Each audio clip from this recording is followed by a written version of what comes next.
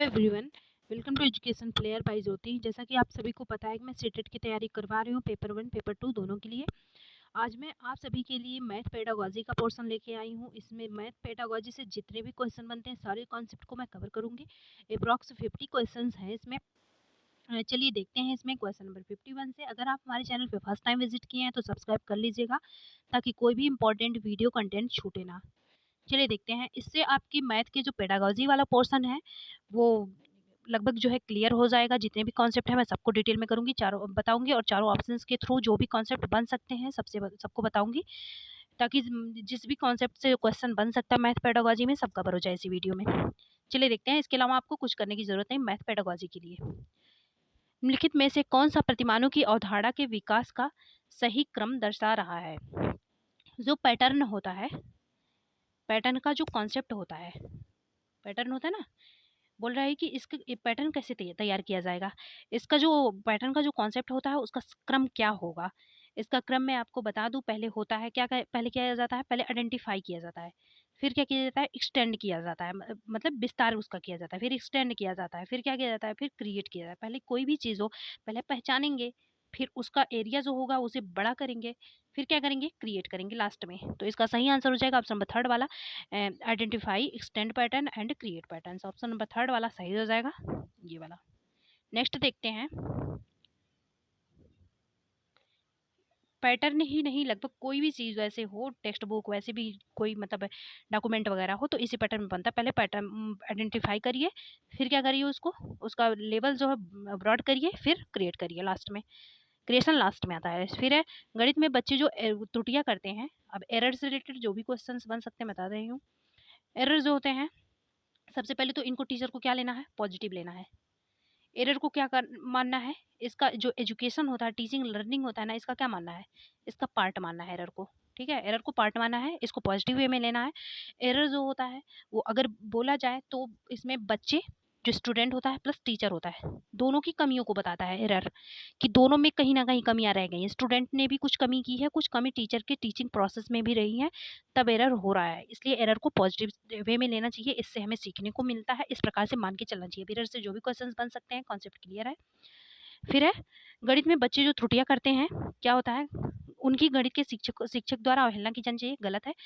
अवहेलना करना, किसी की शिकायत करना, किसी को डीमोटिवेट करना, ये सब चीज़ें नेगेटिव है। फिर उन्हें नियमित परीक्षा के द्वारा कंटिन्यूअस, जो ये एग्जाम की बात की गई है, ये एनईपी 2020 में, एनईपी जो 2020 है, इसमें क्या हुआ है, एग्जाम वाले पैटर्न को कम किया गया है। फिर है उन्हें शिक्षा अधिगम की प्रक्रिया के एक भाग के रूप में समाविष्ट करना चाहिए। ऑप्शन नंबर थर्ड वाला सही है, मैं बोली ना, उसको पार्ट मान के चलना चाहिए। उन्हें संबोधित करने के लिए प्रश्नों को बार बार हल कर, किसी चीज के अगर यंत्रवत अभ्यास बार बार ये करना, ये चीजें निगेटिव टैग वर्ड है, इसको याद रखिएगा। किसी भी, इसी नहीं, किसी भी क्वेश्चन में ये सब चीजें दी रहे हैं, काट दीजिएगा। चलिए देखते हैं। इस क्वेश्चन में कुछ क्वेश्चन ऐसे भी आ जाते हैं। एक विद्यार्थी ने द्विघाती समीकरण, जो द्विघाती समीकरण है उसका क्या किया, समाधान किया। इस प्रकार से उसने किया, x square plus x is equal to क्या है, 27 है, दिया है। दोनों तरफ 9 ऐड करके इसने इधर स्क्वायर कर दिया, पूर्ण वर्ग बना के, इधर 36 का स्क्वायर कर दिया। फिर लास्ट में यहाँ तक तो सही किया, x plus 3 is equal to, जो 6 लिखा ना, आपको पता होगा अगर x square is equal to 2 है ना, तो एक्स इज इक्वल टू आता है +-2। माइनस वाले पैटर्न को इसने क्या किया, सम्मिलित नहीं किया, छोड़ दिया। तो इसका क्या आंसर हो जाएगा, कौन सी त्रुटि, कौन सा एरर है, किस प्रकार का, दोनों नौ जोड़ना, ये एरर नहीं है, ये सही किया है। क्योंकि अपना अलग अलग मेथड हो सकता है, कोई प्रॉब्लम सॉल्विंग वाली चीजें हो तो कोई फिक्स मेथड नहीं लेके चलना चाहिए। हर बच्चे का अलग अलग मेथड हो सकता है, लेकिन सही होना चाहिए मेथड, बस ये सही मेथड है। गलत बीजीय सर्वसंख्या का उपयोग, ये ऐसा नहीं हुआ है। उत्तर में ऑप्शन में थर्ड वाला सही हो जाएगा, उत्तर में ऋणात्मक मूल्य को सम्मिलित ना करना। ये क्वेश्चन जो मैं बताई हूँ कि स्क्वायर जब हटेगा तो पॉजिटिव निगेटिव दोनों में आएगा, ये क्वेश्चन पूछा गया है किसी एग्जाम में, इसलिए ये भी जो कॉन्सेप्ट है ये भी ध्यान रखिएगा। ऑप्शन में थर्ड वाला इसका सही हो जाएगा, इसने जो नेगेटिव वाली चीज़ें हैं उनको ऐड नहीं किया। फिर है एक गणित शिक्षक को किस पर केंद्रित नहीं होना चाहिए, केवल वाला आ गया ना, यही आंसर सही हो जाएगा। आप तुरंत देख के लगा सकते थे, क्योंकि नहीं है देखिए, और यहाँ केवल है। ऑप्शन नंबर फोर्थ वाला इसका तुरंत सही हो जाता। फिर भी चलिए मैं सबको हर ऑप्शन को बता देती हूँ, तभी तो कॉन्सेप्ट क्लियर होगा। गणित में अवधारणात्मक समझ के विकास, ये पॉजिटिव है। अगर कहीं भी गणित मैथमेटिक्स में कॉन्सेप्ट की क्लियरिटी की बात हो तो वो पॉजिटिव होता है, क्योंकि कॉन्सेप्ट क्लियरिटी मैथमेटिक्स में बहुत ज़रूरी है। और आ जाता है एक चीज़, रीजनेबल थिंकिंग जो आता है, क्रिटिकल थिंकिंग, रीजनेबल थिंकिंग, ये सब भी पॉजिटिव चीज़ें हैं।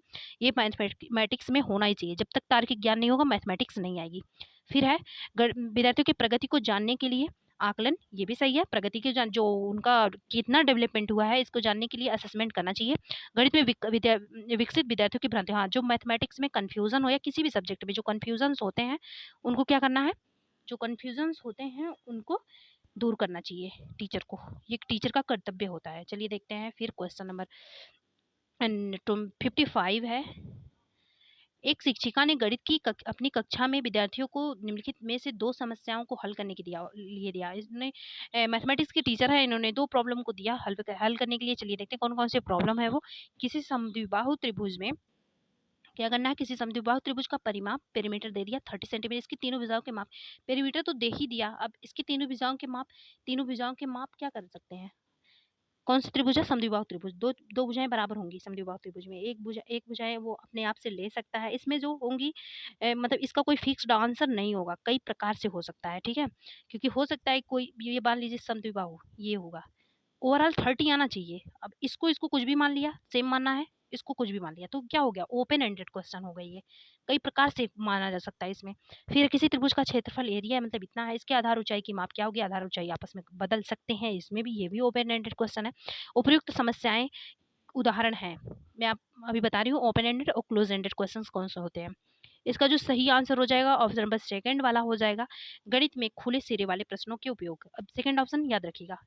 चलिए मैं आपको बताती हूँ ओपन एंडेड क्वेश्चन और ये ओपन एंडेड क्वेश्चन जो होते हैं ओपन एंडेड, इसमें बच्चे की थिंकिंग होती है, इसका जो आंसर होता है वो कोई क्या होता है, वो कोई फिक्स नहीं होता है, अलग अलग चीज़ें सोच के अलग अलग हर बच्चा अलग अलग आंसर दे सकता है, ठीक है।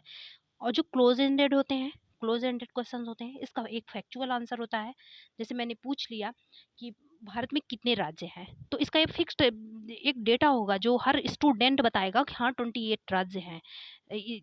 तो ये हो गया क्लोज एंडेड क्वेश्चन, जो जिसमें हर बच्चा सेम सेम आंसर दे और सोचने वाली चीज़ें कम हो, फैक्चुअल चीज़ें हो, वो क्लोज एंडेड होते हैं। ओपन एंडेड जिसमें माइंड ओपन रहे, ठीक है, माइंड को ज़्यादा ओपन करना पड़े, रिलेट कर लीजिएगा ऐसे। अब सब सेकंड वाला इसका सही हो जाएगा। नेक्स्ट देखते हैं क्वेश्चन नंबर 56 है। राष्ट्रीय पाठचर्या रूपरेखा एनसीएफ 2005 है, इसके अकॉर्डिंग क्या बताना है हमें, निम्नलिखित में से उच्च प्राथमिक स्तर जो जूनियर लेवल का है मैथमेटिक्स का करिकुलम का कौन सा एक वांछित उद्देश्य नहीं है, इसमें से उसका जो है पर्पस क्या नहीं है, ठीक है। चलिए देखते हैं इसमें से क्या नहीं है इसका पर्पस। बच्चे के मस्तिष्क का गणितीकरण, ये तो पर्पस होता ही है, जो बच्चा होगा वो मैथमेटिक्स टाइप का उसको बनाना है। रीजनिंग जो थिंकिंग है उसके अंदर डेवलप करनी है, ये सब मतलब इसका जो है मोटिव होता है। फिर है निगमनात्मक, निगमनात्मक भी होना चाहिए। विवेचना का विकास, निगमन वाली चीज़ें बहुत आती हैं मैथमेटिक्स में, आपको पता ही होगा, निगमन वाली चीज़ें रेखागणित में भर भर के आती हैं, निगमन किया जाता है। थर्ड वाला हो गया महान गणितज्ञ, बिल्कुल ऑप्शन में थर्ड वाला सही है। हर स्टूडेंट को महान गणितज्ञ बनाने का ये कोई टीचर का मोटिव नहीं होता, इसका इसके करिकुलम का भी मोटिव नहीं होता। अगर ये शिक्षक का उद्देश्य पूछा जाए ना, यहाँ पे मान लीजिए पाठचर्या का पूछा है, पाठचर्या का, लेकिन अगर यही टीचर का पूछ लिया जाए ना तो भी यही आंसर होगा, कोई महान गणितज्ञ बनाने का उद्देश्य नहीं होता। और अगर फैमिली का पूछ लिया जाए तो फैमिली भाई अपने हिसाब से अपने अकॉर्डिंग से वो करेगी, वरना यहाँ भी नहीं होना चाहिए। तो और फोर्थ वाला देख लेते हैं, औपचारिक समस्या समाधान का कौशल, बिल्कुल सही है। औपचारिक जो समस्या समाधान कौशल होता है, स्किल्स होता है, इसको डेवलप करना ये मोटिव होता है। ऑप्शन में थर्ड वाला सही हो जाएगा। इससे आपके कई क्वेश्चन क्लियर, मतलब इस बेस पे अगर किसी भी प्रकार से क्वेश्चन आ सकते हैं, अगर आप ध्यान से सुन रहे होंगे एक्सप्लेनेशन को तो कई क्वेश्चन एक साथ क्लियर होंगे। फिर देखते हैं क्वेश्चन नंबर 57 है। एक शिक्षक ने समाचार पत्रों पत्रिकाओं से बहुत सी वस्तुओं की बिक्री एवं छूट पे, किस पे, डिस्काउंट एवं सेल पे कई विज्ञापन एकत्रित किए। क्या किए, विज्ञापन एकत्रित किए, किससे, वास्तविक दुनिया से, रियल लाइफ से। ये क्या कर रहे हैं, विज्ञापन एकत्रित कर रहे हैं। फिर है गणित कक्षा में उन्हें दिखाया, ये बहुत अच्छी चीज़ें हैं। अगर रियल लाइफ से कोई एग्जाम्पल ला रहे हैं हम और उसको कहाँ प्रेजेंट कर रहे हैं, क्लासरूम में, तो ये चीज़ें बहुत अच्छी होती हैं, ठीक है। इस गतिविधि का सबसे उपयुक्त उद्देश्य, इसका पर्पस क्या हो सकता है, इसको रियल लाइफ से जोड़ना, टीचिंग लर्निंग को, और क्या होगा इसका उद्देश्य। देखते हैं, विद्यार्थियों को वास्तविक जीवन में प्रतिशत के अनुप्रयोग को समझाना। फिर है कई समस्याओं के, यही सही है, वास्तविक जीवन में प्रतिशत के अनुप्रयोग को समझाना, बिल्कुल ये फर्स्ट वाला सही हो जाएगा। क्योंकि बिक्री और डिस्काउंट, सेल और ये जो डिस्काउंट होता है इसमें प्रतिशत वाली चीज़ें यूज होती हैं, इसलिए इन्होंने पत्रों पत्रिकाओं को जो है अलग अलग जगह से एकत्रित किया और लाया। तो क्या है, ये रियल लाइफ से कनेक्ट कर रहे हैं उसको। कई समस्याओं को हल करने के पश्चात कक्षा को, हाँ एक चीज़ और मैं बता दूँ आपको, ये इसका फर्स्ट सही है, ठीक है। अगर कहीं इंजॉयमेंट रुचि, और ये क्या आ गया, ये सब चीज़ें आ गई ना, हैप्पीनेस आ गया बच्चे का। ठीक है, ये सब चीज़ें आज पॉजिटिव टैग वर्ड हैं, लेकिन अगर इनको क्या कहाँ रख दिया गया, सेंटर में। अगर इनको सेंटर में रखा गया तब ये गलत हो जाएँगी। ये मेन मोटिव नहीं होता, ये मोटिव है लेकिन मेन मोटिव अगर रखा गया तो ये गलत हो जाएगा। जैसे देखिए यहाँ गलत हुआ। फिर है अपनी कक्षा में प्रतिभाशाली विद्यार्थियों को पहचानना। पहचानना मतलब सिग्रेशन वाली चीज़ें होती हैं। प्रतिभाशाली विद्यार्थियों को पहचानना, इसका कोई मोटिव नहीं है। फिर है विद्यार्थियों को समाचार पत्र पढ़ने के नहीं, गलत है। नेक्स्ट देखते हैं क्वेश्चन नंबर, क्योंकि वो इसमें डिस्काउंट और सेल जुड़ा है ना, तो उससे रिलेट होगा प्रतिशत का। निम्नलिखित कथनों में से कौन सा कथन मापन में अनुप्रयोग जो मेजरमेंट होता है उसमें एनालॉजी करने का कौशल, कौन सा कौशल के लिए कौन सा सही नहीं है। अनुमान लगाने का जो कौशल होता है वो कौन सा सही नहीं है। आपको पता होगा ये फर्स्ट वाला है, अनुमान लगाना मापन पूर्व का कौशल है, बिल्कुल सही है। जो मेजरमेंट होता है उसके पूर्व ही तो अनुमान लगाया जाता है। अनुमान कोई भी चीज़ हो, जो होता है ना, जो अकरिंग होता है, जो अकर होता है ना, उससे पहले ही अनुमान, एनालॉजी उससे पहले आ जाता है, अनुमान उससे पहले लग जाता है। तो अनुमान अगर शब्द जुड़ा ही तो इसका मतलब पहले है, ठीक है। अनुमान लगाने का कौशल समस्या समाधान की योग्यताओं को विकास की ओर ले जाता है, बिल्कुल। अनुमान जो लगाया जाता है इससे प्रॉब्लम सॉल्विंग होता है। अनुमान लगाना पॉजिटिव टैग वर्ड है, याद रखिएगा। मापन के कौशल को सुदृढ़ करने में अनुमान लगाना का कौशल सहायता करता है, बिल्कुल सही है। इसको क्या कर इस स्किल को ये स्ट्रॉन्ग कर रहा है।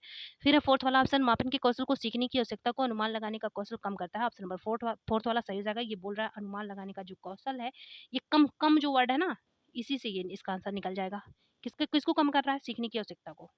इसका फोर्थ ऑप्शन सही हो जाएगा। नेक्स्ट देखते हैं क्वेश्चन नंबर 59 है क्वेश्चन नंबर, निम्नलिखित में से कौन सा कक्षा 6 के विद्यार्थियों में आंकड़ों का डाटा हैंडलिंग। डाटा हैंडलिंग क्या होता है, डाटा को क्या करना, कलेक्ट करना, फिर क्या करना, उनको ऑर्गेनाइज करना, फिर उन्हें उनका विश्लेषण करना, ये सब चीज़ें आती हैं। डाटा को कलेक्ट करना, ऑर्गेनाइज कर सुव्यवस्थित करना, विश्लेषण करना, ये सब चीज़ें डाटा हैंडलिंग में आता है। चलिए देखते हैं क्वेश्चन क्या पूछ रहा है। कक्षा 6 के विद्यार्थियों में डाटा हैंडलिंग के विचार से संबंधित किसी अन्वेषणी, अन्वेषणी मतलब होता है एक्सप्लोरेशन प्रोजेक्ट हो गया, का सबसे उपयुक्त उदाहरण क्या है। इसमें से एक्सप्लोरेशन किसमें हो रहा है, डाटा हैंडलिंग से रिलेटेड। शिक्षक शिक्षार्थियों को अपनी ऊंचाई नापने और निष्कर्ष निकाल, केवल अपनी ऊंचाई नापने के लिए ये एक्सप्लोरेशन नहीं हो रहा है, खोज करना कोई चीज़। फिर विद्यार्थी दैनिक जीवन क्रियाकलापों में व्यतीत किए गए समय के आंकड़े एकत्रित करते, बिल्कुल जो समय के आंकड़े हैं उनको भी एकत्रित एकत्रित करते। देखिए खोज वाली चीजें हो गई ना। फिर आंकड़ों को व्यवस्थित करते, विश्लेषण करते हैं। ऑप्शन नंबर सेकंड वाला सही हो जाएगा। फिर विद्यार्थी प्रदर्शन चार्ट पर विभिन्न प्रकार के ये जो आलेख बनाना, चित्रालेख बनाना, ये सब चीजें गलत होती हैं। मतलब कि ये सब चीजें क्रिएटिविटी में नहीं आती जब तक कि उसको वास्तविक दुनिया से, बाहरी एनवायरनमेंट से ना जोड़ा जाए, या रियल लाइफ से ना जोड़ दिया जाए। रियल लाइफ भी इंपॉर्टेंट होता है, ठीक है। फिर देखते हैं निम्नलिखित में से गणित में खुले सिरे वाले प्रश्नों के आकलन के लिए सर्वाधिक उपयुक्त आंकड़े कौन से हैं, जो खुले सिरे वाले होते हैं। चलिए देखते हैं। पोर्टफोलियो फैक्चुअल चीजें हैं। पोर्टफोलियो के बारे में एक और क्वेश्चन पूछा जाता है, ये पॉजिटिव टैग वर्ड है पोर्टफोलियो बच्चे के लिए। पोर्टफोलियो बच्चे का बनाया जाता है, ये पॉजिटिव है।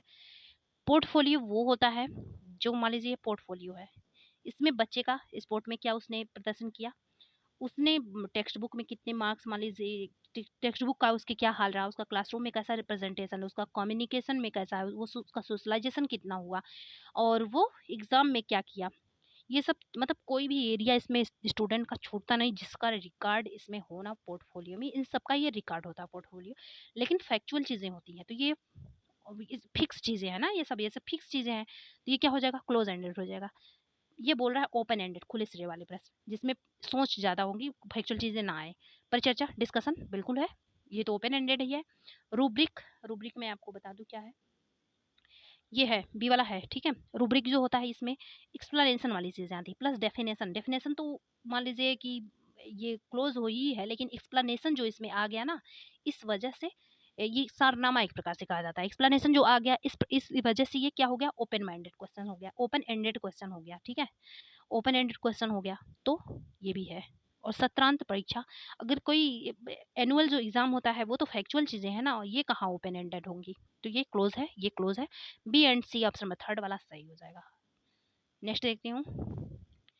गणितीय संप्रेषण जो मैथमेटिक्स से कम्युनिकेशन होता है, फिर क्या बोल रहा है, in classroom can be enhanced by, इसको किसके द्वारा बढ़ाया जा सकता है, जो मैथमेटिक्स कम्युनिकेशन होता है। समस्या हल करने से पहले गणित की पाठ्य पुस्तक में दिए गए पाठ को पढ़ने से नहीं होगा। और वैसे भी ये गलत है, अगर कहीं भी टीचिंग का प्रोसेस दिया हो किसी ऑप्शन में ना, तो उसमें पहले डेफिनेशन नहीं जाएंगे, डेफिनेशन एकदम लास्ट की चीज़ें हैं, डेफिनेशन बच्चे खुद निकालें, ऐसा माहौल क्रिएट कर दो। माहौल ऐसा कैसे क्रिएट होगा, रियल लाइफ से जोड़ के, एनवायरनमेंट से जोड़ के, एग्जाम्पल्स दे के, तब जाके लास्ट में बच्चा खुद डेफिनेशन निकाल ले, ये होता पॉजिटिव। फिर बच्चों को महत्वपूर्ण उदाहरणों की परिभाषा, फिर परिभाषा आया, फिर गलत है।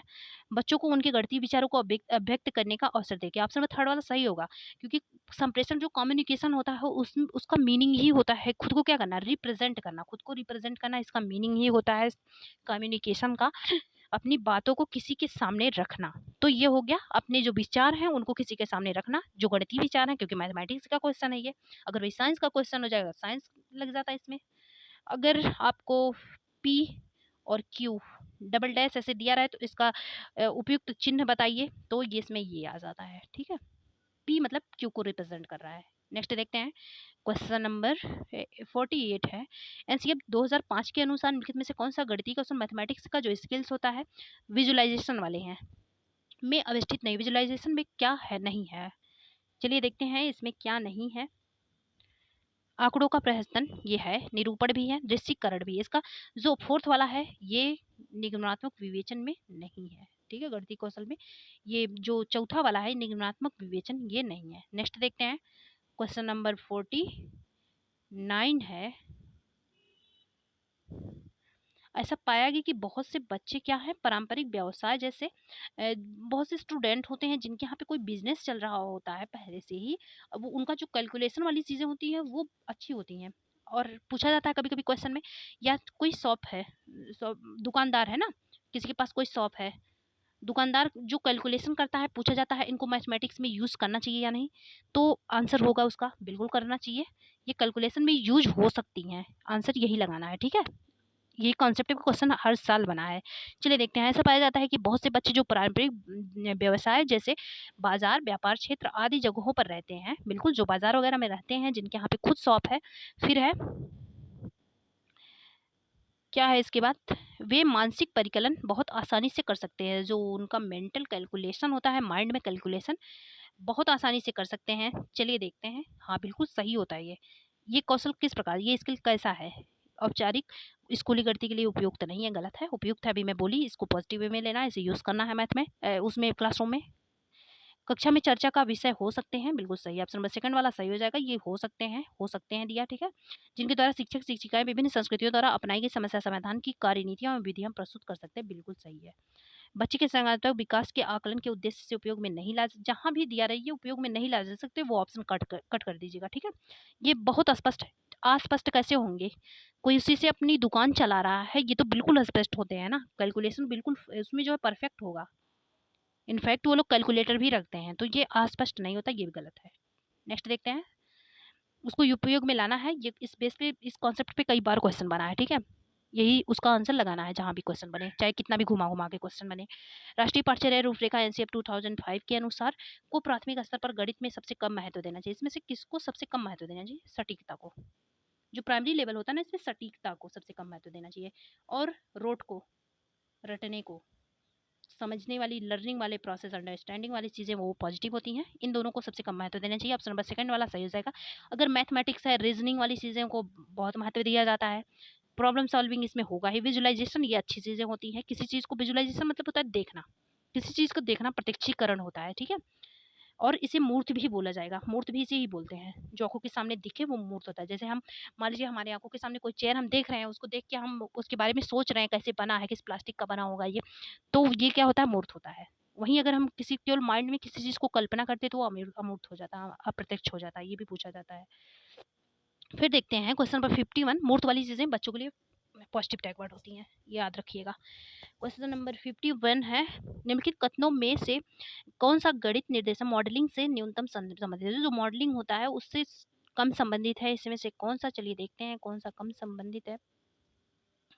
इसमें जो पहला ऑप्शन है दैनिक जीवन में समस्याओं के समाधान के लिए गणित का उपयोग करना, ये तो मॉडलिंग से संबंधित है बिल्कुल।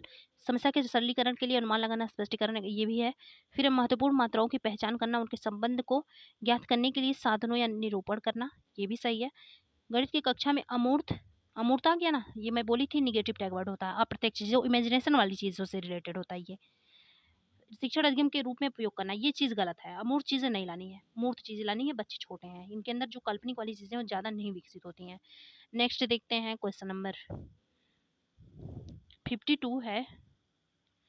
कक्षा 4 के विद्यार्थियों को भिन्न जो फ्रैक्शन होता है उसमें ऊपर वाली संख्या, फ्रैक्शन ऐसे होता है, मान लीजिए x है, ये y है, ये बोल रहा है ऊपर वाली, ये बोल रहा है नीचे वाली संख्या का अर्थ समझाने हो, तो ये समझाने हो तो कौन सा तरीका सबसे सही होगा। चलिए देखते हैं कौन सा तरीका इसमें से सबसे सही होगा। उन्हें बताना कि ऊपर वाली संख्या अंश होती है, ये तो एक फैक्चुअल चीज़ें हो गई ना, हम एग्जाम्पल तो दिए ही नहीं। फिर है एग्जाम्पल जिसमें ऐड होगा वही आंसर सही हो जाएगा। भिन्न इसके, लेकिन एग्जाम्पल जो ऐड होना चाहिए ना, ये नहीं कोई भी एग्जाम्पल ला के ऐड कर दिया आपको गुमराह करने के लिए। एग्जाम्पल जो ऐड हो वो फ्रैक्शन से ही रिलेटेड हो, इस बात का ध्यान रखिएगा आप क्वेश्चन में आंसर लगाते टाइम। चलिए देखते हैं। अभिन्न के प्रतिरूप जैसे वृत्ताकार पाई, आपको पता होगा जो फ्रैक्शन पढ़ाने के लिए कभी कभी ये भी क्वेश्चन बनता है, ये आंसर सही है कि फ्रैक्शन हमें ये पूछा जाता है, कोई टीचर अपने क्लास में स्टूडेंट्स को फ्रैक्शन वाला चैप्टर पढ़ाना चाह रहा है, इसमें से कौन से उपकरण उनके काम में आ सकता है, तो उसमें ऑप्शन में रहता है वृत्ताकार पाई, आयताकार पट्टी, तो यही सब ऑप्शन सही हो जाएगा। इसको याद रखिएगा दोनों को, ये फ्रैक्शन के लिए यूज होता है, ये क्वेश्चन बना हुआ है। उचित हिस्से को छायांकित कर अंश हर को प्रदर्शित करना, बिल्कुल सही है। विद्यार्थी को स्वाभाविक रूप से स्वतः, देखिए स्वतः परिभाषा, ये मैं अभी बोली थी ना, डेफिनेशन खुद निकाल देगा, समझा देंगे आप, तो समझने में मदद करना। नेक्स्ट है, चलिए बता देती हूँ ये सब गलत क्यों हुए। अंश और हर को परिभाषित, देखिए परिभाषित टैग वर्ड्स का समझ लीजिएगा इसी टाइम, ठीक है। ये परिभाषित करेंगे, फिर यही है परिभाषित, मतलब स्टार्टिंग में डेफिनेशन नहीं देना, निगेटिव है ये। नेक्स्ट देखते हैं। आप पढ़ तो एक ही क्वेश्चन रहे हैं ना एक टाइम में, लेकिन कई क्वेश्चन तैयार हो रहे हैं वो, क्योंकि मैं कई प्रीवियस ईयर करवा चुकी हूँ, मुझे पता है कैसे क्वेश्चन बनते हैं। फिर है प्राथमिक स्तर के विद्यार्थियों को मापन की जो मेजरमेंट होता है, इसका कॉन्सेप्ट पढ़ाने के लिए कौन सा उपयुक्त है। मेजरमेंट का जो कॉन्सेप्ट है उसको पढ़ाने के लिए कौन सा उपयुक्त है, वही एग्जाम्पल देंगे पहले, फिर क्या करेंगे डेफिनेशन पे लास्ट में आएंगे। चलिए देखते हैं। ऐसे क्रियाकलाप आयोजित कीजिए जो प्रसिद्ध सटीक, फिर देखिए ये निगेटिव टैग वर्ड है। मापन की विभिन्न, ये निगेटिव है। ऐसे क्रियाकलाप आयोजित कीजिए जिसमें अमानक तकनीकियों का उपयोग कर वास्तविक जीवन की वस्तुओं का मापन किया जा सके, बिल्कुल ऑप्शन नंबर थर्ड वाला जो होगा ये सही हो जाएगा, ठीक है। बच्चों को आकृति के विभिन्न टुकड़े दीजिए, मापनी का उपयोग कर उन्हें भुजाएं मापने को कहिए। डायरेक्ट वो मेजरमेंट कैसे कर पाएंगे, पहले समझाइए तो सही कि मापा कैसे जाता है। देखिए ऐसे क्रियाकलाप आयोजित कीजिए जिसमें अमानक तकनीकी का उपयोग करें, पहले अमानक से मानक पे आएंगे, ऑप्शन नंबर थर्ड वाला सही हो जाएगा। नेक्स्ट देखते हैं। कौन सी निम्नलिखित में से कौन सा गणित में उपचारित शिक्षण के संबंध में सही नहीं है। उपचारित शिक्षण वो होता है जिसे डायग्नोस्टिक टीचिंग बोलते हैं। इसमें प्रॉब्लम को क्या किया जाता है, पहले आइडेंटिफाई किया जाता है, जो प्रॉब्लम होती है प्रॉब्लम को आइडेंटिफाई किया जाता है, बच्चे को नहीं, प्रॉब्लम को। इसके बाद क्या किया जाता है, उसका सोल्यूशन दिया जाता है बच्चे को, ठीक है। ये होता है प्रॉब्लम, ये डायग्नोस्टिक वाली चीज़ है। चलिए देखते हैं इसमें कौन सा ऑप्शन सही होगा। ये गणित की कक्षा में प्रतिभाशाली बच्चों को, देखिए बच्चों को पहचानने के लिए बोल रहा है, ये गलत है। फिर है यह बच्चों को प्रतियोगियात्मक परीक्षाओं में उत्कृष्ट प्रदर्शन वाली चीज़ें, अगर एग्जाम के लिए कोई प्रदर्शन हो रहा है, प्रदर्शन चीज़ें मतलब निगेटिव होती ही हैं। अगर टीचर प्रदर्शन करवा रहा है कोई चीज़, मतलब बच्चों को इंगेज कर किया तब तो वो पॉजिटिव होंगी, लेकिन अगर प्रदर्शन मतलब जो प्रदर्शन होता है ना, ये निगेटिव टैग वर्ड है, क्योंकि ये बाहरी अभिप्रेरणा लाता है, ये बाहरी अभिप्रेरणा लाता है। अगर टीचर करवा रहा है बच्चों को इंगेज करके तब नहीं निगेटिव होगा, लेकिन अगर बच्चा प्रदर्शन के लिए कुछ कर रहा है ना, तो वो निगेटिव टैग वर्ड है, क्योंकि बाह्य मोटिवेशन नहीं ला रहा है, जिसे बोलते हैं एक्सट्रिंसिक मोटिवेशन, एक्स रहेगा। एक्सट्रिंसिक मोटिवेशन जिसे बोलते हैं वो बाह्य प्रेरणा होती है, ये बच्चे के लिए निगेटिव होता है। पॉजिटिव तब होता है, अब प्रेरणा भी बता देती हूँ इस टाइम, ठीक है। मोटिवेशन देखिए, मोटिवेशन दो प्रकार का होता है, एक बाह्य होता है, एक होता है आंतरिक, इसे बोलेंगे इंट्रिंसिक, ट्रिंसिक आगे जोड़ लीजिएगा, इसे बोलते हैं एक्सट्रिंसिक, ठीक है। एक्सट्रिंसिक बोलते हैं। ये जो होता है ये निगेटिव होता है, ये होता है पॉजिटिव, ये होता है पॉजिटिव, ठीक है। इसमें बच्चा खुद की इंजॉयमेंट, खुद की रुचि से, खुद की इंटरेस्ट से काम करता है। इसमें बच्चा दूसरों को दिखावे में काम करता है, बाहरी में, कि हाँ मैं ये काम करूंगा टीचर खुश हो जाएंगे, मेरी मम्मा खुश हो जाएगी, तो ये दिखावे में काम करता है, ठीक है। और ये इसमें खुद के इंटरेस्ट के लिए काम करता है, तो ये आंतरिक प्रेरणा पॉजिटिव होता है, ये निगेटिव होता है बाह्य प्रेरणा एक्सट्रिंसिक मोटिवेशन, और यही इसी में दिखावे में ही प्रदर्शन आता है। चलिए नेक्स्ट आपको बताती हूँ आगे। प्रदर्शन वाला इसलिए गलत हो गया, ठीक है, ये इसलिए गलत हो गया, ये प्रतिभाशाली बच्चों को पहचानने में कह रहा है, जबकि प्रॉब्लम को पहचानना है, ठीक है। बच्चे को नहीं। यह केवल विशेष आवश्यकताओं वाले नेगेटिव है। ऑप्शन नंबर 4 वाला सही हो जाएगा। ये गणित अधिगम में आने वाली कठिनाइयों को दूर करने के लिए बिल्कुल जो प्रॉब्लम होते हैं उनको आइडेंटिफाई करना, फिर उनको दूर करना, उनका सॉल्यूशन देना। नेक्स्ट देखते हैं क्वेश्चन नंबर 55 है। जो प्राइमरी लेवल में मैथमेटिक्स की टेक्स्ट बुक होती है, निम्नलिखित में से कौन सा एक सर्वाधिक उपयुक्त एवं महत्वपूर्ण, उसके लिए सबसे इंपॉर्टेंट और सबसे सटीक जो होगा, सुटेबल होगा, वो क्या है? चलिए देखते हैं। इसमें विद्यार्थियों का अभ्यास हेतु अभ्यास, ये चीज़ें नेगेटिव टैग वर्ड है। यह रंग बिरंगी आकर्षक रूप में, ये मैं बोली थी ना, जो रुचियाँ होती हैं बच्चे का इंटरेस्ट होता है, ये सब पॉजिटिव है। लेकिन अगर इसको सेंटर मान लिया जाए तो ये नेगेटिव हो जाती हैं। ये देखिए रंग बिरंगा आकर्षक, इन सब चीज़ों को सेंटर मान लिया गया है, इसलिए ये गलत हो गई। या सैद्धांतिक का उदाहरण है। ये फिर जो थ्योरी होता है ना, ये नेगेटिव होता है।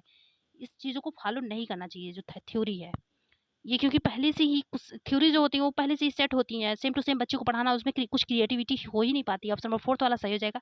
गणितीय अवधारणाओं को प्रस्तुत करते समय यह संदर्भात्मक उदाहरणों एवं क्रियाकलापों पर अधिक केंद्रित होना चाहिए। बिल्कुल, जो एक्टिविटीज़ हैं, एग्जाम्पल्स हैं, इन पे अधिक केंद्रित होना चाहिए। यही क्या है टेक्स्ट बुक की खासियत, यही सुटेबल टेक्स्ट बुक है, यही इसका इंपॉर्टेंस होता है। नेक्स्ट देखते हैं क्वेश्चन नंबर 56 है। गणित की कक्षा में किसी विद्यार्थियों के निष्पादन का मूल्यांकन किस पर आधारित नहीं है? जो बच्चे का इवैल्यूएशन होता है वो किस पे क्या होता है, किस पे आधारित नहीं है, यही पूछ रहा है।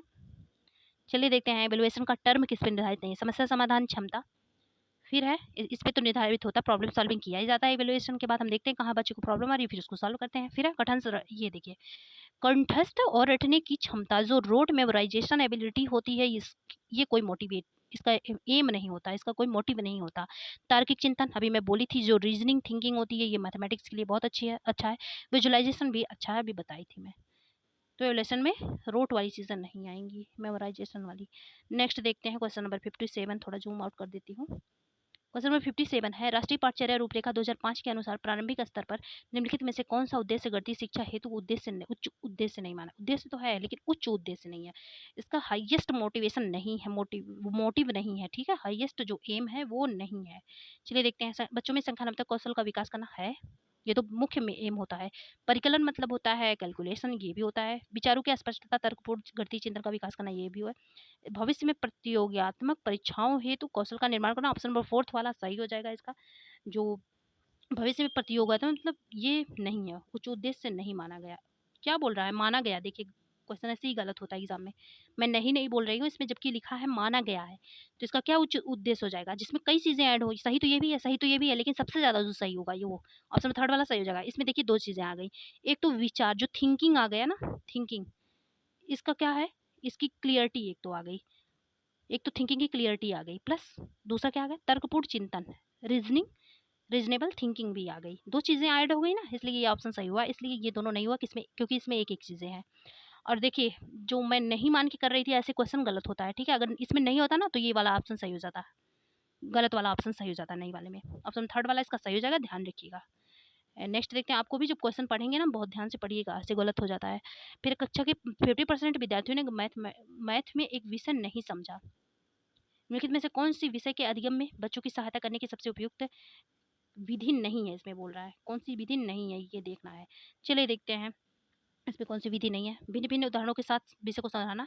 अगर देखिए जो समावेशी इंक्लूसिव एजुकेशन होता है, इसमें अलग अलग प्रकार के, हम जितने भी बच्चे होते हैं, जिस भी प्रकार के होते हैं, सबको एक एक क्लासरूम में क्या करते हैं, समाविष्ट कर लेते हैं, ऐड कर लेते हैं, सबको एक साथ पढ़ाते हैं।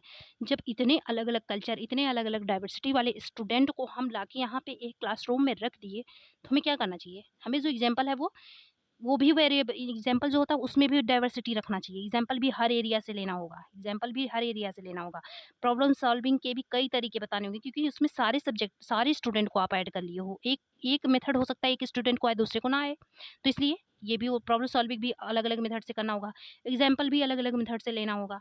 और फिर क्या होगा, और क्या चीज़ें अलग अलग करनी होंगी, जो डायग्नोस्टिक टेस्ट है ये भी अलग अलग करना होगा। तो कई चीज़ें, हर चीज़ में जो होता है डाइवर्सिटी वो रखना होगा, वेरिएबिलिटी रखनी होगी। चलिए देखते हैं इसमें से क्या उपयुक्त रणनीति नहीं है। 58 का जो सही आंसर होगा, ये भिन्न भिन्न उदाहरणों को विषय को दोहराना, ये तो सही है, क्योंकि हम समावेशी कक्षा को लेके चलते हैं। फिर है विषय संबंधी सामूहिक कार्यों में बच्चों को सब संलग्न करना। सामूहिक कार्य बिल्कुल सही है, एक दूसरे से ताकि सीखें। बच्चों को अधिक संख्या में विषय संबंधी समान प्रकार के दिखे, समान प्रकार की दे दिया ना, जबकि यहाँ पे डाइवर्सिटी है, बहुत ज्यादा मात्रा में स्टूडेंट समझ नहीं पाए हैं, तो ऑप्शन नंबर थर्ड वाला गलत हो जाएगा, यही उद्देश्य नहीं है। नेक्स्ट देखते हैं, जितनी डाइवर्सिटी होगी पाठ्यक्रम हो, इन सब चीज़ों में एग्जाम्पल हो, लैंग्वेज हो, उतना ही आंसर सही होगा। 59 है, राष्ट्रीय पाठचर्या 2005 के अनुसार निम्नलिखित में से कौन सा क्रियाकलाप, कौन सी एक्टिविटीज़ है जो रचनात्मक कक्षा पर आधारित है, जो किस पे आधारित है, फॉर्मेटिव क्लासरूम पे आधारित है। चलिए देखते हैं, रचनात्मक वो होता है जिसमें क्रिएटिविटी आती है, अलग अलग सोच वाले बच्चे आते हैं, इनको जटिल समस्याएं सॉल्व करने की आदत होती है। चलिए देखते हैं 59 का कौन सा आंसर सही होता है। शिक्षक सैमपट पर प्रश्न हल करते हैं, बच्चे उनकी नकल करते हैं। ये नकल वाली चीज़ें जो होती है गलत होती हैं। इसमें बच्चा जो है क्या होता है, इनएक्टिव होता है। शिक्षक समूह में किए गए, समूह आ गया, पहले ही पॉजिटिव टैग वर्ड है। क्रियाकलाप का अवलोकन करते हैं, विद्यार्थियों को प्रश्न हल करने में सुगमता प्रदान करते हैं। बिल्कुल, इसमें इसका फोल्डिंग वाली चीज़ें हो रही हैं, इसका फोल्डिंग का इसका फोल्डिंग वाली चीज़ें हो रही हैं। ये आंसर सही हो जाएगा, ऑप्शन नंबर सेकंड वाला सही हो जाएगा। ये देखिए, जहाँ पे फार्मूला वगैरह की बात हो, सेकंड इसमें सही है। जिसमें फार्मूला वगैरह की बात हो उसे काट दीजिएगा, क्योंकि इसमें अच्छा पूछा जा रहा है, रचनात्मक कक्षा अच्छी कक्षा होती है, ठीक है। फिर है, शिक्षक विद्यार्थियों को नियमित रूप से बहुत सा गृह कार्य लोड मतलब बोझ जो होता है, निगेटिव टैग वर्ड होता है, ये इससे बच्चा लोड फील करेगा, बोझ मतलब महसूस करेगा। नेक्स्ट देखते हैं, क्वेश्चन नंबर 60 है, निम्नलिखित में से कौन सा प्राथमिक स्तर के अधिगमकर्ताओं में वृत्त की अवधारणा के विकास के से संबंधित नहीं है। जो सर्कल होता है उसका कॉन्सेप्ट समझाना है, इसकी इससे कौन सा संबंधित नहीं है। चलिए देखते हैं कौन सा संबंधित नहीं है। अपने परिवेश में वृत्ताकार वस्तुओं को पहचानना, बिल्कुल अभी मैं बोली थी कि आइडेंटिफाई सबसे पहले आता है। रेत में रस्सी और डंडी के उपयोग से वृत्तारेखण करना, ये भी है। फिर ये है, ये भी है, क्योंकि ये तो एक्टिविटी हो रही है, बच्चा करके देख रहा है, ये लर्निंग बाय डूइंग हो रहा है। ऑप्शन में थर्ड वाला सही हो जाएगा, कक्षा में ग्लोब का प्रतिमान दिखाना। ग्लोब जो होता है वो सर्कल नहीं होता, वो अंडाकार होता है, ठीक है, तो ये वृत्त नहीं है। कुछ वृत्ताकार वस्तुओं के उपयोग द्वारा वृत्तों का अनुरेखण करना, ये भी सही है। ऑप्शन में थर्ड वाला सही हो जाएगा, ग्लोब। चलिए देखते हैं, क्वेश्चन नंबर 31 है। फिर कई जगह से ली हूँ ना क्वेश्चन, तो इसलिए नंबरिंग इसका जो है सीरियल वाइज नहीं है, क्योंकि रिपीटेड क्वेश्चन में ज़्यादा लाई हूँ और ऐसे क्वेश्चन लाई हूँ जिसमें कॉन्सेप्ट ज़्यादा हो, ठीक है। चलिए देखते हैं, निम्नलिखित में से कौन से कथन गणित की प्रकृति के बारे में उपयुक्त है। जो मैथमेटिक्स का नेचर होता है, ये तो हर एग्जाम में लगभग पूछ ही लिया जाता है। जो मैथमेटिक्स का नेचर होता है वो क्या होता है, रीजनिंग होता है, रीजनेबल होता है, तार्किक होता है। फिर क्या होता है, क्रिएटिविटी वाली चीज़ें आती हैं इसमें, और निगमन वाली भी चीज़ें आती हैं, कल्पना भी आता है इसमें, इमेजिनेशन भी आता है। चलिए देखते हैं इसमें से कौन सा आंसर सही होगा। बच्चे को सृजनात्मक, बोली ना क्रिएटिविटी, ये होता है, बनाने में सहायता करता है। बच्चे की कल्पना, अभी इमेजिनेशन भी आपको बताई थी मैं, ये भी हो जाएगा। निगमनात्मक, ये भी बताई थी आपको, निगमनात्मक वाली चीज़ें भी आएंगी, तो इसका क्या आंसर सही। और फिर हमेशा अभिसारी, ये गलत है। अभिसारी का मतलब अभी बताई थी, कन्वर्जेंट, जो जहाँ पे सोच सिमट जाती है, मैथमेटिक्स में सोच सिमटती नहीं है, ये डाइवर्जेंट होता है, मतलब अपसारी जिसे बोलते हैं। तो ये वाला सही हो जाएगा, ऑप्शन नंबर फर्स्ट वाला सही हो जाएगा, ABC। नेक्स्ट देखते हैं, आपको पता चल गया होगा मैथमेटिक्स का, मैथमेटिक्स की प्रकृति, अगर इससे भी कोई भी क्वेश्चन बने तो आप लगा लेंगे। अगर कहीं भी कंफ्यूजन हो तो रिपीट करके देख लीजिएगा। बच्चों में गणितीय अभिरुचि, जो मैथमेटिक्स के मतलब होता नहीं है, इंटरेस्ट होता है, को इसको विकसित करने के लिए एक अध्यापिका निम्नलिखित गतिविधियां अपनी कक्षा में करवाती है, इनमें से वह जो उसके उद्देश्य को पूरा करने में प्रभावी नहीं है। देख रहे हैं, इसको ध्यान से पढ़िएगा। जो मतलब बच्चों में इंटरेस्ट पैदा नहीं करेगा मैथमेटिक्स के प्रति, कौन सा इसमें से हो सकता है। चलिए देखते हैं कौन सा है इसमें से। पहला है, वह हमेशा विद्यार्थी की प्रशंसा करती है। ये देखिए, मैं बोली थी ना, ये जो प्रशंसा रिवार्ड वाली चीज़ें, एक किसी वीडियो में टैग वर्ड पढ़ा रही थी, उसमें बताई थी मैं, इसमें नहीं बताई हूँ। रिवार्ड वाली चीज़ें जो होती हैं, ये एक्सट्रिंसिक मोटिवेशन है, एक्सट्रिंसिक मोटिवेशन है, बाह्य अभिप्रेरणा है ये। क्योंकि आप प्रशंसा देख के, वो अंदर से थोड़ी ना प्रेरित हो रहा है, वो बाहर से प्रेरित हो रहा है। वो कोई काम करेगा तो बस प्रशंसा के लिए करेगा, तो ये निगेटिव है। ऑप्शन नंबर फर्स्ट वाला ही इसमें सही हो जाएगा, ये प्रभावी नहीं होगा। नेक्स्ट देखते हैं, और देखते हैं क्या प्रभावी होगा। भारतीय गणतज्ञों और उनके योगदान की वीडियो दिखाना, बिल्कुल सही है। जो अच्छा काम किए हैं उनको दिखाएंगे तो बच्चा सोचेगा मैं भी, मुझे भी ऐसे बनना, मुझे भी अच्छा बनना है। फिर अब कक्षा में गणितीय पहेलियों और जादुई वर्ग हल करने में इससे एंजॉय लेगा बच्चा, ये इंट्रिंसिक मोटिवेशन है, आंतरिक प्रेरणा होगा, प्रेरित होगा इससे। उन्होंने अपनी कक्षा में गणितीय कोना बनाया, बिल्कुल सही है, एक्टिविटीज़ भी सही है। नेक्स्ट देखते हैं क्वेश्चन नंबर 33 है, निम्नलिखित में से कौन-सा सही सुमेलित कौन-सा सही नहीं है? इसमें से कौन-सा सही नहीं है ये बताना है। चलिए देखते हैं। विद्यार्थियों की त्रुटियाँ उनके सोचने की प्रक्रिया के बारे में बिल्कुल सही है। अभी एरर के बारे में आपको बताई थी, सोचने की प्रक्रिया के बारे में बताते बच्चे किस प्रकार से सोच रहे हैं, सही सोच रहे हैं या फिर गलत सोच रहे हैं। गणित में त्रुटियाँ अधिगम का हिस्सा होती है, ये भी मैं बताई थी। देखिए इसी प्रकार से मैं बोली थी ना, अगर आप एक बार एरर को समझ जाएँगे ना तो आप तुरंत आंसर लगा लेंगे। गणित में त्रुटियाँ शिक्षकों को उनके पाठ की योजना बनाने में मदद करती हैं, बिल्कुल उसी हिसाब से वो पाठ की योजना बनाएगा कि कहाँ से पे बच्चों की कमी रह गई है, कहाँ उसके टीचिंग प्रोसेस में कमी रह गई है। विद्यार्थियों की त्रुटियों को अनदेखा करना चाहिए, इग्नोर करना चाहिए, ये चीज़ें गलत है। मैं बोली थी इग्नोर नहीं करना चाहिए। फिर है क्वेश्चन नंबर 34 है, आकलन के बारे में असेसमेंट जो होता है उसके बारे में सही कथन सही नहीं है। कौन सा कथन इसमें से सही नहीं है असेसमेंट के बारे में? चलिए देखते हैं। मानक संदर्भित अगर किसी चीज़ का मानक बना लिया जाए ना तो वो गलत होता है। नैदानिक परीक्षण और उपचारात्मक शिक्षण में उपयोगी, ये सब तो पॉजिटिव है, नैदानिक परीक्षण और उपचार। लेकिन ये जो मानक संदर्भित बोल दिया ना, किसी चीज़ का हम मानक बना के नहीं चल सकते, हमें वेरिएबल वाली चीज़ों को रखना होगा, फिक्स चीज़ों को नहीं रखना होगा। ऑप्शन नंबर फर्स्ट वाला ही गलत हो गया। फिर है मानदंड। देखिए इसमें माना था, इसमें मानदंड संदर्भित आकलन विद्यार्थियों की अधिगम में निपुणता का मूल्यांकन, बिल्कुल इसमें निपुणता कितना आया बच्चों में ये देख लीजिएगा। असेसमेंट का मोटिव पूछ सकता है कि एम ऑफ असेसमेंट, तो इसमें ये अवसर आप लगा सकते हैं। क्या होता है? निपुणता आता है बच्चों में, बच्चों की निपुणता के बारे में पता चलता है। फिर है नैदानिक परीक्षण और उपचारात्मक शिक्षण में उपयोगी है, ये एक है। फिर है मानक संदर्भित आकलन हमें बताता है कि एक विद्यार्थी अपने प्रदर्शन में अन्य विद्यार्थी की तुलना में कहाँ खड़ा है, बिल्कुल सही है। ये सब देखिए यहाँ से भी आपको एक क्वेश्चन का आंसर मिल रहा है। अगर आप दूसरा क्वेश्चन मान लीजिए पूछ लिया कि आकलन का उद्देश्य है, आकलन का उद्देश्य है, तब ये ऑप्शन देखिए आप समझे रहेंगे ना आकलन क्या होता है, आकलन से क्या फ़ायदा है, इसकी मतलब कैरेक्टरिस्टिक्स क्या होते हैं, तभी तो लगा पाएँगे। तो 3 ऑप्शन से आप समझ लीजिएगा। इसी हिसाब से प्रीवियस ईयर को पढ़ते हैं, नहीं तो कोई फ़ायदा नहीं मिलता। नेक्स्ट देखते हैं क्वेश्चन नंबर 35 है, गणित अधिगम सामग्री जो मैथमेटिक्स जो है लर्निंग मटेरियल होते हैं। फिर देखते हैं इनका क्या करना होता है। मैथमेटिक्स लर्निंग मटेरियल जो होते हैं सूत्र के प्रदर्शन में शिक्षकों की मदद करती है। फार्मूला वाली चीज़ें अभी बताई थी, नेगेटिव टैग वर्ड है क्योंकि ये इसमें रटने वाली रोट वाली चीज़ें आ जाती हैं। नेक्स्ट देखते हैं स्वतः अधिगम में विद्यार्थियों की मदद करती है, बिल्कुल सही है। स्वतः अधिगम जो होता है ये सेल्फ लर्निंग होता है, ये पॉजिटिव टैग वर्ड है, बी वाला सही है। निर्देश देने में शिक्षकों की मदद करती हैं, निर्देश देने में शिक्षकों की मदद गलत है। फिर है कक्षा में अधिगम वातावरण का निर्माण, बिल्कुल बी और डी सही हो जाएगा। जो टीचिंग लर्निंग मटेरियल होते हैं ये बच्चों में इंटरेस्ट पैदा करते हैं और क्या करते हैं, जो लर्निंग का एनवायरनमेंट होता है उसको अच्छा बनाते हैं। और बच्चे जो सेल्फ लर्निंग वाली चीज़ें हैं ये भी करते हैं। इसका देख लीजिएगा टीएलएम का क्या उद्देश्य होता है, इससे ये भी क्वेश्चन बन सकता है। नेक्स्ट देखते हैं 36 वाला है, राष्ट्रीय शिक्षा नीति एनईपी 2020 के अनुसार देश भर में भिन्न विषयों में ओलंपियाड और प्रतियोगिताएं क्या होंगी? कम करने का तो उद्देश्य होगा नहीं, हतोत्साहित तो किया नहीं जाएगा, सरल तो किया नहीं जाएगा। ऑप्शन नंबर सेकंड वाला सही हो जाएगा, स्ट्रांग होगा, स्ट्रेंथनेस।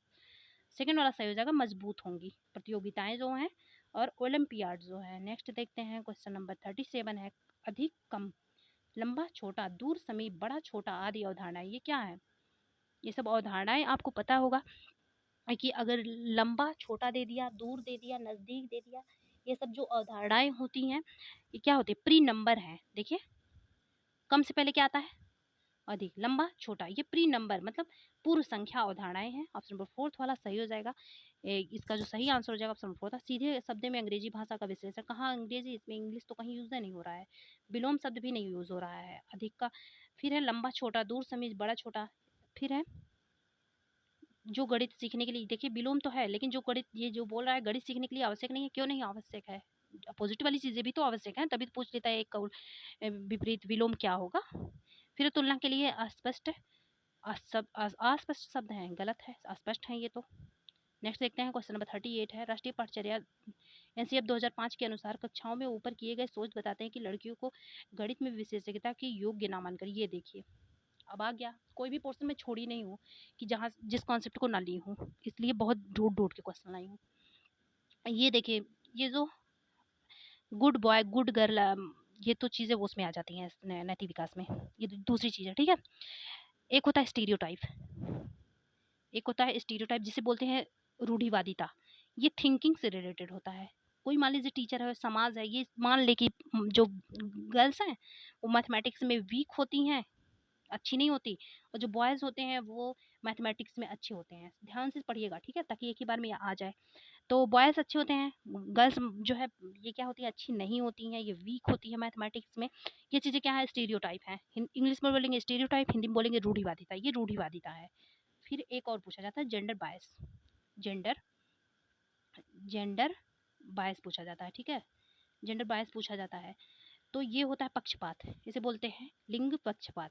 इसमें अंतर किया जाता है। कोई टीचर मान लीजिए, वो एग्जाम्पल केवल किससे पूछ रहा है, बॉयज से पूछ रहा है, लड़कियों से नहीं पूछ रहा है, तो ये पक्षपात कर रहा है। जहाँ पक्षपात हो वहाँ जेंडर बायस, जहाँ थिंकिंग से रिलेटेड हो, समाज हो, टीचर हो, घर परिवार हो, कोई मान के ही चले कि लड़कियां बस गुड़िया से खेलेंगी, लड़के कार से खेलेंगे, ये सब चीज़ें जो आती हैं वो स्टीरियोटाइप में आती हैं। चलिए देखते हैं इसका उपयुक्त।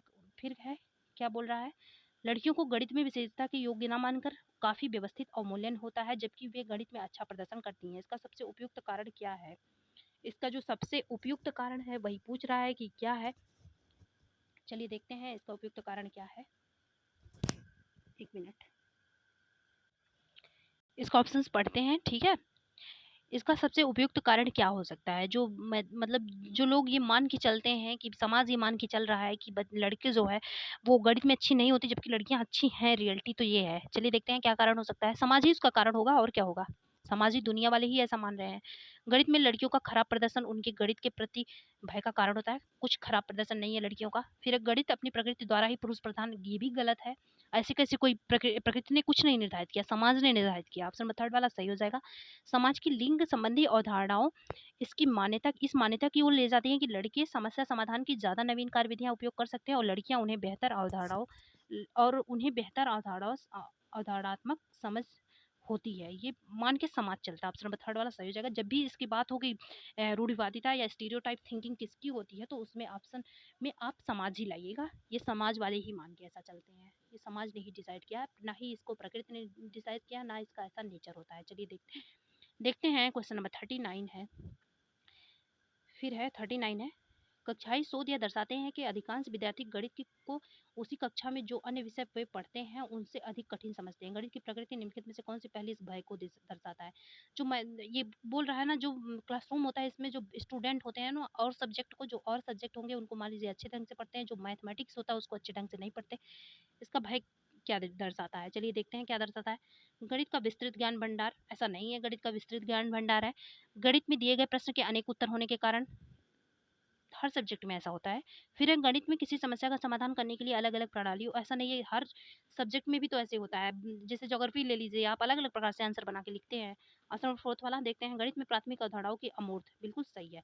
मैं बोली थी ना, जो अमूर्त वाली चीज़ होती है, इमेजिनेशन वाली चीज़ें होती है ना, पहले अगर अब्स्ट्रैक्ट जिसे बोलते हैं, अब्स्ट्रैक्ट नेचर वाली जो चीज़ें होती हैं, अगर इसे पहले ही कोई मैथमेटिक्स में रख दिया जाए अवधारणाओं की, तो ये गलत हो जाता है। जैसे मान लीजिए हमें पढ़ाना नेचुरल नंबर, हम पहले नेचुरल नंबर की डेफिनेशन ही बता दिए, बिना नंबर को एग्जाम्पल लिए, बिना दिखाए, तो पहले डेफिनेशन ही बता दी, तो वो अमूर्त हो जाता है। तो इसी वजह से मैथमेटिक्स टफ होता जा रहा है, क्योंकि हर किसी की एबिलिटी नहीं होती कि उतना वो गहराई तक जाके थिंकिंग कर सके। चलिए देखते हैं क्वेश्चन नंबर 40 है, निम्नलिखित में से किसने, ये तो फैक्चुअल चीज़ें हैं, फिर बता देती हूँ। इसमें एक दो दोनों आंसर होगा, ये विवादित क्वेश्चन था। निम्नलिखित में से किसने गणितीय खगोल विज्ञान के क्षेत्र में काम किया है? जो खगोल विज्ञान के क्षेत्र में काम किया, आर्यभट्ट और भास्कर फर्स्ट ने, दोनों लोगों ने किया है। लेकिन आयोग, इसमें दोनों तो था नहीं ऑप्शन में, इसलिए स्टार दिया था आयोग ने, सबको कॉमन वन मार्क्स मिला था। नेक्स्ट देखते हैं क्वेश्चन नंबर 41 है, एक सब्जी बेचने वाला, कोई सब्जी बेचने वाला है, वो क्या बेच रहा है? रुपए 60 प्रति किलोग्राम बेच रहा है पालक। सोनू ने 350 ग्राम पालक लिया, जिसके लिए सब्जी बेचने वाले ने 21 रुपए ऐसे करके दिए। फिर देखते हैं, सब्जी बेचने वाले द्वारा प्रयोग किए हुए लाए गए इस गणितीय कौशल के संबंध में से कौन सा सत्य है? उसने जो दिया वो देखिए कैसे डिवाइड करके दिया, 6 से 6 मतलब तोड़ फोड़ के। चलिए देखते हैं कौन सा कथन इसमें से सत्य है। यह गणितीय कौशल अस्पष्ट है। क्यों अस्पष्ट है? ये तो और अस्पष्ट कर दिया इन्होंने। फिर है, यह कौशल कक्षा में गणितीय प्रश्नों को हल करने के लिए लाभदायक नहीं, लाभदायक बिल्कुल है। ये बताया जा रहा है किस कैसे होता है, कैसे जुड़ता है। फिर है, ऐसे कौशल गणितीय प्रश्नों को हल करने के लिए वैकल्पिक तरीकों को विकसित, बिल्कुल ऑप्शनल तौर पर ले सकते हैं, ऐसा नहीं है कि गलत है, बेकार है, अस्पष्ट है। नेक्स्ट देखते हैं, हमेशा ऑप्शनल तौर पे ही लेना। देखिए उसमें जब अभी मैं इससे पहले आपको बताई थी कि जो शॉपकीपर होते, जो दुकानदार होते हैं, इनके कैलकुलेशन को क्या किया जाता है, तो उसमें बोला था कि मैं क्लासरूम में ले सकते हैं बोला था ना, इसलिए मतलब इसको ऑप्शनल के तौर पे लिया जा सकता है। चलिए देखते हैं क्वेश्चन नंबर 42 है। क्वेश्चन नंबर 42 है, निम्नलिखित में से कौन सी परिस्थिति यह दर्शाती है कि बच्चे ज्ञान का निर्माण स्वयं कर रहे हैं। चलिए देखते हैं, बच्चे ज्ञान का निर्माण स्वयं कर रहे हैं। कक्षा में सर्वोत्तम छात्र छात्रा पहाड़ों को उच्च स्वर में, गलत है ये, पढ़ा रही है, ये ऐसे नहीं, ये क्या ज्ञान का, ये तो रटने वाली चीजें हो रही हैं। बच्चे एक साथ पहाड़ों को कविता पाठ कर रहे हैं, ये भी नहीं। बच्चों को हस्तकौशल सामग्री जैसे संख्याओं की ग्रिड, आयताकार साड़ियों में व्यवस्थित गीटियां आदि दी गई हैं, वे इनका प्रयोग कर गुणन के पैटर्न खोज रहे हैं। बिल्कुल कि इसमें हो रहा है काम, ठीक है। एक्टिविटीज दे दिए हैं, वो पैटर्न निकालेंगे किसका, मल्टीप्लाई का, ये हो रहा है, इसमें नई चीजें सीख रहे हैं। नेक्स्ट देखते हैं, निम्नलिखित में से कौन सा प्राथमिक विद्यालय के शिक्षार्थी को 2/3 और 4/6 के बीच तुल्यता की कल्पना करने में मदद करने का सबसे उपयुक्त तरीका है। इसमें जो कंपैरिजन वाली चीजें हैं वही देखनी है। इसका सही आंसर हो जाएगा ऑप्शन नंबर 3 वाला, भिन्न डेस्क है, यूजिंग फ्रैक्शनल डेस्क। इसको याद कर लीजिएगा। फ्रैक्शन को कभी कभी पूछा जाता है, फ्रैक्शंस को पढ़ाने के लिए किसका उपयोग कर सकते हैं, तो फ्रैक्शन डेस्क का। नेक्स्ट देखते हैं, एक शिक्षिका गणित कक्षा में रोल प्ले मतलब भूमिका का निर्वाह विधि का उपयोग करती है, इसका क्या उद्देश्य हो सकता है। चलिए देखते हैं, इसका जो क्या उद्देश्य हो सकता है यही बताना है। विचारों का बहिर्वेशन, ऑप्शन नंबर सेकंड वाला सही हो जाएगा। ऑप्शन सेकंड वाला, प्रोजेक्टिंग आइडियाज, जो आइडियाज है उनका क्या कर रही है, प्रोजेक्ट बना रही है, वो रोल प्ले कर रही है। रोल प्ले में यही होता है, विचारों का बहिर्वेशन, प्रोजेक्टिंग आइडियाज। नेक्स्ट देखते हैं, क्वेश्चन नंबर 45 है, संख्या बोध विकसित करने में उपकारना सब्टाइजिंग एक महत्वपूर्ण भूमिका निभाता है।